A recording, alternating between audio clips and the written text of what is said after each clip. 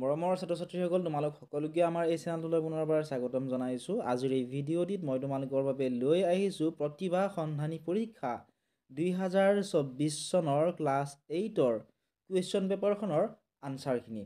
গতিকে ভিডিঅ'টি শেষলৈকে চাই থাকিবা আৰু কিমান নম্বৰ তোমালোকে পাবা কমেণ্ট ছেকশ্যনত তোমালোকে জনাবা।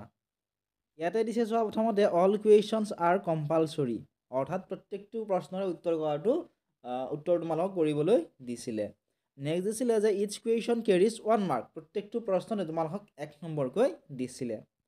তাৰপিছত দিয়া আছে চুজ দ্য কাৰেক্ট অপশ্যন, এইটো তোমালোকে চোৱা প্ৰত্যেকটো প্ৰশ্নতে তোমালোকে যদি ভালদৰে মন কৰা 4টাকৈ অপশ্যন দেখা পাবা। এই অপশ্যনকেইটাৰ ভিতৰত যিটো কাৰেক্ট অপশ্যন, শুদ্ধ অপশ্যন, সেইটো তোমালোকক বাছি উলিয়াবলৈ দিছিলে। এতিয়া তোমালোকে প্ৰথম 1 নম্বৰ প্ৰশ্নটো চোৱা। ইয়াতে কি দিছে, the cow lives dash grass, option দিছিলে ফ্ৰম, ইন, অন আৰু বাই। এই অপশ্যনকেইটাৰ ভিতৰত কাৰেক্ট কোনটো হ'ব এইটো আমাক বাছি উলিয়াবলৈ দিছিলে। এই অপশ্যনকেইটাৰ ভিতৰত কাৰেক্ট আনচাৰটো হ'ব option number C2, the cow lives on grass. ঠিক আছে, নেক্সট প্ৰশ্নটো চোৱা 2 নম্বৰটো। I dash this novel since yesterday. তোমালোক মই আৰু অপশ্যনসমূহ কৈ নাথাকোঁ, কাৰণ অপশ্যনসমূহ কৈ থাকিলে তোমালোকৰ বহুত প্ৰব্লেম পোৱা, কাৰণ বহুত সময়ৰ তোমালোকৰ গুচি যায়। ডাইৰেক্ট মই আনচাৰখিনি কৈ যাম। ইয়াতে হ'ব option number D, I have been writing this novel since January. 3 নম্বৰটো চোৱা। My brother is not at home, he dash out. ইয়াতে 3 নম্বৰটোৰ কি হ'ব সুধিছে, অপশ্যনবিলাক তোমালোকে চোৱা আৰু শুদ্ধ উত্তৰটো হ'ব option number D, he has gone out.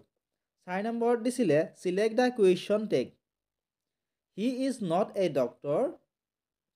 ইয়াতে কুৱেশ্যন টেগ কি হ'ব সুধিছে, ইয়াত হ'ব ইজ হি, অপশ্যন বি হ'ব কাৰেক্ট আনচাৰ। নেক্সট চোৱা 5 নম্বৰ প্ৰশ্নটো। 5 নম্বৰত দিছিল dash learning is a dangerous thing.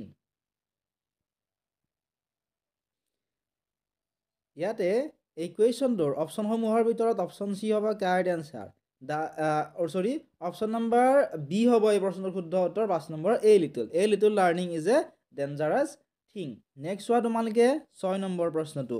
6 নম্বৰত কি দিছে, which of the following word is not a synonyms of familiar. অপশ্যনবিলাক চোৱা আৰু শুদ্ধ উত্তৰ কোনটো হ'ব তোমালোকে কি লিখিছা কমেণ্ট ছেকশ্যনত জনোৱা। কুৱেশ্যন নম্বৰ 6ৰ কাৰেক্ট যিটো আনচাৰ সেয়া হ'ব পেকুলিয়াৰ, অপশ্যন বি হ'ব correct answer. Question number 7, choose the right adverb from the following sentence. ইয়াতে চেণ্টেন্সটো কি দিছে চোৱা, দ্য অল্ড মেন ইজ ৱাকিং শ্ল'লি ইন দ্য পাৰ্ক। ইয়াতে কি কৈছে, choose the right adverb from the following sentence, right এডভাৰ্বটো চুজ কৰিব দিছে। কুৱেশ্যন নম্বৰ 7ৰ কাৰেক্ট আনচাৰ হ'ব অপশ্যন নম্বৰ চিত থকাটো slowly. Question number 8, choose the right option that makes the given sentence interrogative. I met him yesterday in the market. Question number 8ৰ correct answer option C to হ'ব did you met him yesterday in the market. Question number 9, match the following words in order of gender. শব্দবিলাক দিছিলে tigress, clock, singer আৰু cock. এই word কেইটা কি কৰিছে, match the following words in order of gender. গতিকে question number 9ৰ correct answer to হ'ব option number D. Next তোমালোকে চোৱা question number 10, the man leaves from dash. Choose the correct option to make a meaningful sentence. Choose the correct option, সঠিক অপশ্যনটো বিচাৰি উলিয়াই দিছিল যাতে এটা মিনিংফুল সেন্টেন্স হয়। গতিকে question number 10ৰ correct answer option C to হ'ব hand to mouth. Question number 11, I don't know his brother, which of the following is the correct passive voice form. ইয়াৰে correct passive voice form তো কোনটো হ'ব সুধিছে। Question number 11ৰ correct যিটো answer সেইটো হ'ব option number D, his brother is not known by me. Next প্ৰশ্নটো চোৱা 12 number, it shall be paid. Select the correct voice from. ইয়াতে select the correct active voice from তো আমাক সুধিছে। গতিকে question number 12ৰ correct যিটো answer সেয়া হ'ব option number D, I shall pay it. Next question number 13, he said I can do this. He said I can do this. Select the correct indirect form of narration from the following options. Question number 13 or correct যেটো answer এয়া হ'ব option number B he said that he could do that next তোমালোকে চোৱা question number 14 এটা কি দিছে Anita said that she did not know the boy এটা কৈছে select the correct direct form of narration from the following options ওতে correct direct form of narration সুধিছে গতিকে question number 14 ৰ correct answer option number C হ'ব Anita said I did not know the boy question number 15 to চোৱা question টো আছিল match the following words in proper order to make a meaningful sentence question number 15 ৰ correct যেটো answer হেয়া হ'ব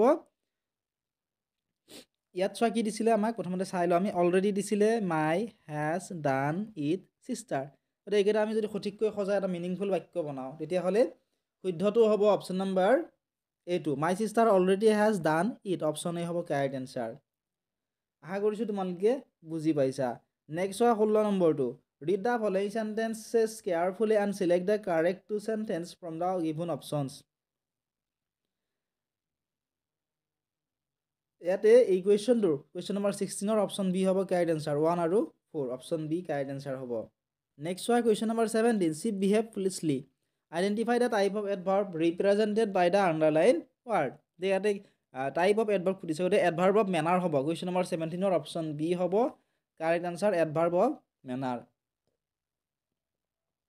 next হয় question number 18 the feminine gender of fox is এটা হ'ব vixen অপচন সি হ'ব correct answer Question number 19 which of the following word is an antonym of bride bride or antonym কি হয় সুধিছে question number 19 or correct যেটো answer হেয়া হ'ব option number C gloomy GLWMY question number 20 Shankardev was an dash scholar এতে কোনটো eminent হ'ব সুধিছে question number 20 correct যেটো answer হেয়া হ'ব option number B থকাটো EMINENT এইটো হ'ব correct answer Question number 21 no other girl in the class is as dash as she এটা খালি ঠাইত কি হ'ব আমাক খুদিছে দিকে ইয়াতে হ'ব no other girl in the class is as এটা intelligent হ'ব is as intelligent as C option A হ'ব correct answer Question number 22 read the following sentences and choose the correct answer from the options given given option sentence number 1 দিছিল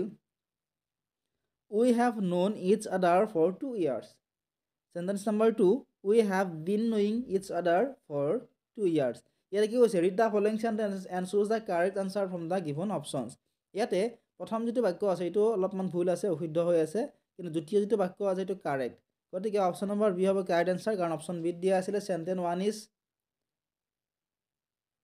সৰি এটো অলপমান ভুল হৈ গল question number 22 ৰ যেটো কাৰেক্ট আনসাৰ হ'ব এটো অপচন নম্বৰ এ হ'ব ঠিক আছে সেন্টেন্স 1 ইজ কাৰেক্ট আৰু and sentence 2 is correct incorrect ঠিক আছে এটো শুদ্ধ হৈ আছে এটো ভুল এখিনি আছিল আজিৰ এই ভিডিওটি যদি ভিডিও চাই ভাল পাইছা ভিডিওটি লাইক কৰি দিয়াৰ লগতে চেনেলটো সাবস্ক্ৰাইব কৰি দিবলৈ নাপাহৰিবা বাকি যিখিনি ৰৈ গ'ল এইখিনি তোমালোকে আমাৰ নেক্সট ভিডিওত চাব পাৰিবা গতিকে চেনেলটো সাবস্ক্ৰাইব কৰি থব